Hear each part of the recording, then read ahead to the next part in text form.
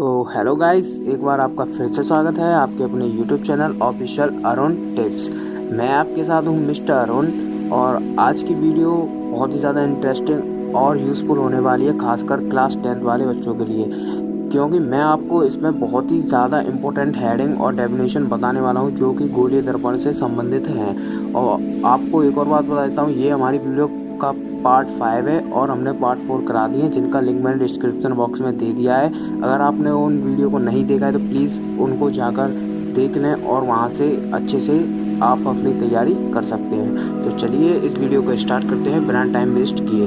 तो मैं आपको बता देता हूँ, इसमें सबसे ज़्यादा मोस्ट इम्पोर्टेंट मैंने 6 हेडिंग रखी हैं जो कि आपके लिए मैंने इस डायग्राम के अकॉर्डिंग मैं आपको समझा दूँगा। अगर आपको डेफिनेशन अच्छे से समझ में नहीं आती हैं तो मैं इससे भी समझाऊंगा, इससे भी समझाऊंगा, तो आप प्लीज़ समझने की कोशिश करना। और चलिए, तो वक्रता केंद्र हम बता देते हैं आपको, सेंटर ऑफ कर्वेचर। तो कांच के खोखले गोले के केंद्र को ही वक्रता केंद्र कहते हैं, इसे सी से प्रदर्शित करते हैं। कांच के खोखले गोले, इसके अकॉर्डिंग आप समझ सकते हैं ये कोई कांच का, आपको मैंने पढ़ा दिया है पहले ही गोलीय दर्पण वगैरह, गोलीय दर्पण और समतल दर्पण। तो ये आपका गोलीय दर्पण है, ये आपका सेंटर पॉइंट है, जैसे सी से डिनोटेड करते हैं, जिसे हिंदी में वक्रता केंद्र कहते हैं। तो ये आपका कोई पॉइंट हो गया, इस गोले का ये पॉइंट हो गया आपका सेंटर पॉइंट, इसे ही वक्रता केंद्र कहते हैं। तो उम्मीद करता हूँ आपको ये समझ में आ गया होगा। तो इसे सी से प्रदर्शित करते हैं और इसे ही वक्रता केंद्र कहते हैं, इंग्लिश में से सेंटर ऑफ कर्वेचर कहते हैं। और आपकी सेकंड हेडिंग आने वाली है आपकी वक्रता त्रिज्या। तो वक्रता त्रिज्या को इंग्लिश में रेडियस ऑफ कर्वेचर कहते हैं, इसे आर से प्रदर्शित करते हैं। तो चलिए इसकी भी डेफिनेशन देख लेते हैं हम जल्दी से।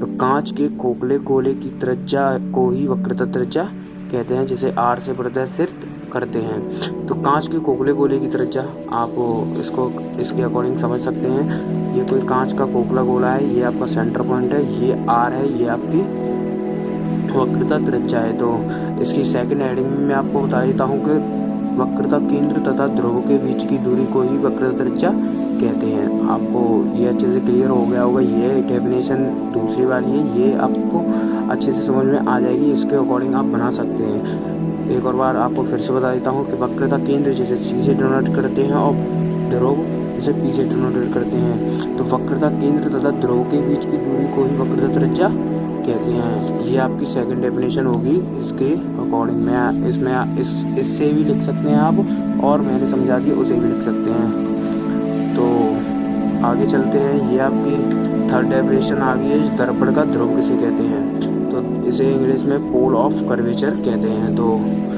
गोलीय दर्पण के परावर्तक पृष्ठ के केंद्र को ही दर्पण का ध्रुव कहते हैं, इसे पी से प्रदर्शित करते हैं। तो गोलीय दर्पण, ये आपका गोलीय दर्पण है, ये आपका M1 M2 ये दर्पण है, ये आपका परावर्तक पृष्ठ हो गया, इसके अंदर की ओर पॉलिश हो रही है और ये बाहर की ओर परावर्तक पृष्ठ है। इसका केंद्र क्या हो गया, मध्य बिंदु क्या हो गया, ध्रुव, ये पॉइंट, इसे ही वक्रता केंद्र इसे ही ध्रुव कहते हैं। तो उम्मीद करता हूँ आपको ये भी हेडिंग क्लियर होगी। आगे चलते हैं, आपकी फोर्थ हेडिंग है आपकी मुख्य अक्ष, जैसे प्रिंसिपल एक्सिस कहते हैं।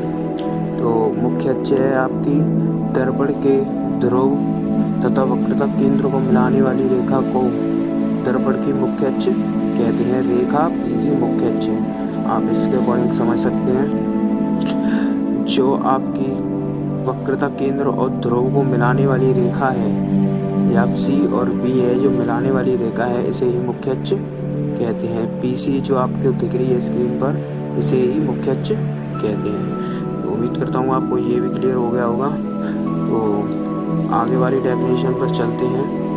ये आपकी फिफ्थ हेडिंग है, जिसका नाम है मुख्य फोकस, इसे प्रिंसिपल फोकस भी कहते हैं। तो गोलीय दर्पण की मुख्य अक्ष के समांतर आपतित किरणें वह किरणें होती हैं जो आने वाली किरणें होती हैं, दर्पण से परावर्तन के पश्चात मुख्य अक्ष के जिस बिंदु पर मिलती हैं तो वह बिंदु मुख्य फोकस कहलाता है, इसे एफ से प्रदर्शित करते हैं। आप इससे और अच्छे से समझ सकते हैं, मैंने इसमें ब्लू पेन से दर्शाया है। ये देखिए, ये किरण आ रही है आपकी आपतित किरण, फिर ये परावर्तन के पश्चात ये इस बिंदु पर मिल रही है, जिसे एफ या मुख्य फोकस कहते हैं। तो इसी बिंदु पर जिस कोई आगने वाली किरणें परावर्तन के पश्चात मुख्य अक्ष क्या है आपकी सीपी के जिस बिंदु पर मिलती हैं, आप इन किरणों को किधर से भी लाएं बट ये इसी बिंदु पर आकर मिलेंगे, इसे ही मुख्य फोकस कहते हैं। तो उम्मीद करता हूँ ये भी आपको समझ में आ गया होगा।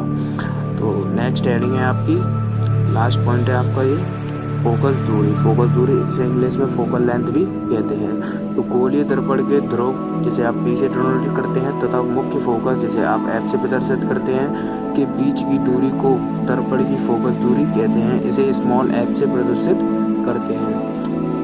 तो समझ सकते हैं आप इससे, ये आपका